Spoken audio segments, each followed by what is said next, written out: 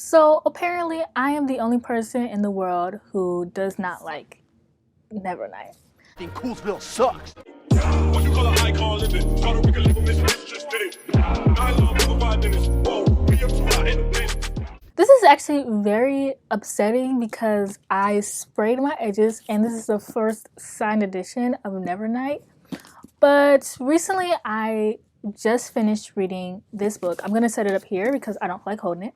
It took me 3 times to read this book. Actually, I read it once on an audiobook, once physically, and I read this one ebook. So I've tried literally everything. And my Kindle has talk to text, so sometimes I will listen to the ebook while actually reading it. And I didn't like this book. And I couldn't figure out why it was so hard for me to get into a book. And everyone's always like, oh, the first 100 pages are just like, they're not that good. It's very dense. Like, you just get into it and then the book will be good from then. And like the idiot I am, I trusted everyone. And I really want to like this book. Like, this book seems right up my alley. It was very gory. It was very gory and gritty and smutty. And I didn't like it. I didn't like it. You don't know what Nevernight is. Nevernight is actually just about this girl who parents are killed, and so she is out to seek revenge for them, and she ends up going to this school for assassins. And I thought that I would just absolutely love this book. I love assassins. This book plot actually reminds me of Kill Bill. I forget the character's name, but Kill Bill Volume 1, there's a character who her parents were killed right before her, so she ends up like growing up and becoming this great assassin and ends up becoming like this, like, I believe Asian mob boss. And it reminded me of Kill Bill. I'm pretty sure Jay Kristoff got a little bit of something from there. And it also reminded me a lot of Harry Potter. I don't know why. They always had something called the Sorcerer's Stone, and it took place in a school. It doesn't really remind me of Harry Potter, but it kind of does at the same time. Also, I want to preface that me disliking this book doesn't mean that I dislike you as a person or anything like that.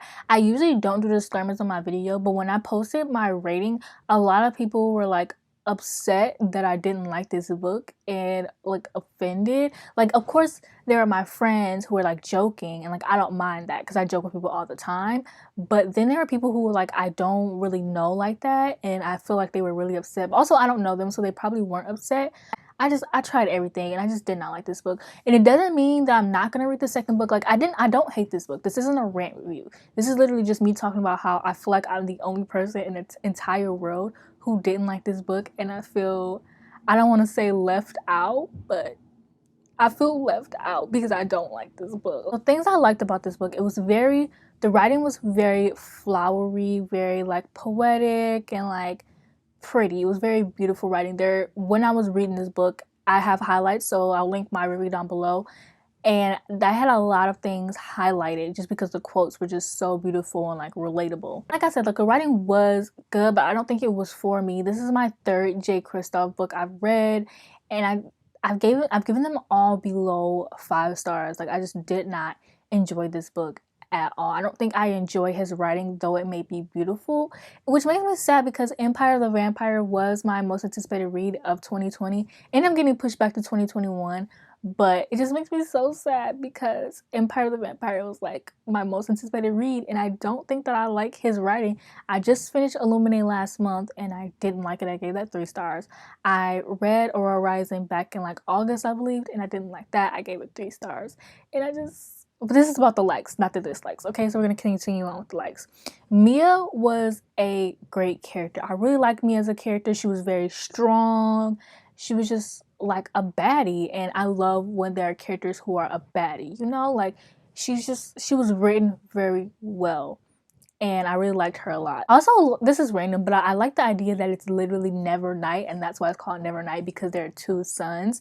And so, like, instead of saying yesterday, they say yester eve, and that is so random and has nothing to do with anything, but I really just like the fact that they say yester eve, and that fact that it's never night.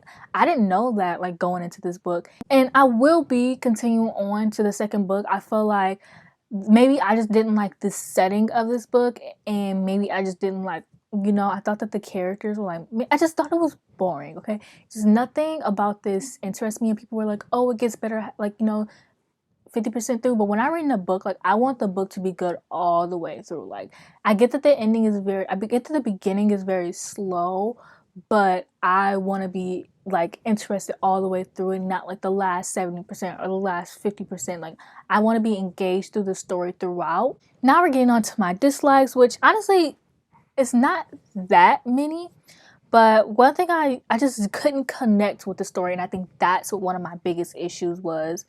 And I just thought it was boring, and I just couldn't connect, and I just didn't care.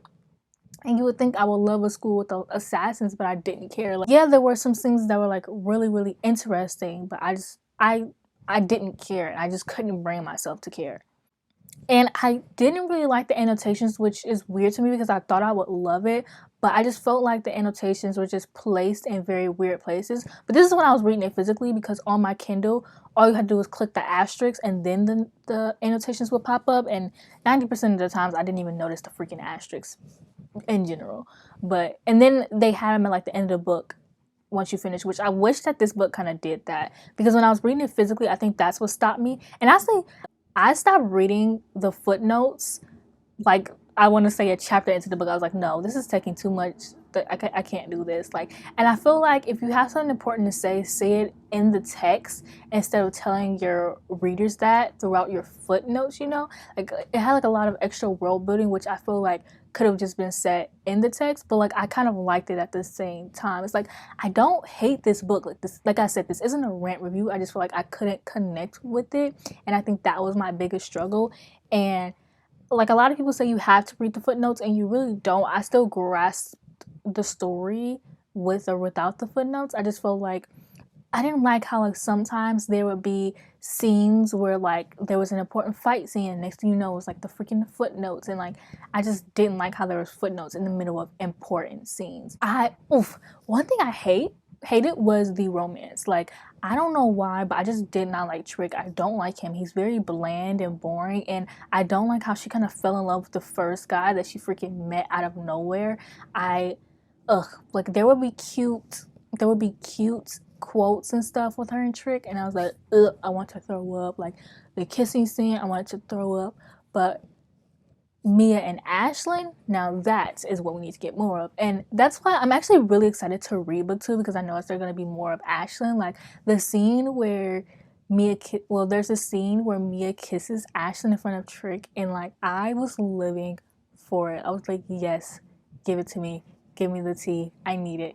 I just don't like Trick as a character. I don't like him as a love interest. And I don't really think that Jay Kristoff can write love, like, romance very well. It's just all very bland and boring. Like, in Illuminate, well, I can't really judge because in Illuminate and Aurora Rising, they were co-written, so I can't really judge. But I feel like the romance in Illuminate was very bland. Like, I don't really like second chance romance, so I don't blame Jay Kristoff or Amy Kaufman for that, because I don't like second chance romance.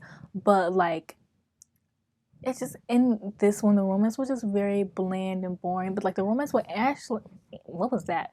The romance with Ashlyn was just very good, but the romance with Trick was just like very boring, and I couldn't bring myself to care. Like, I really couldn't. Like, there would be scenes that I would think was cute, but then I just didn't like them. But yeah, that's really it for this review. Like, that's honestly all I have to say about it. So please like, comment, and subscribe, and I'll see you guys in my next video.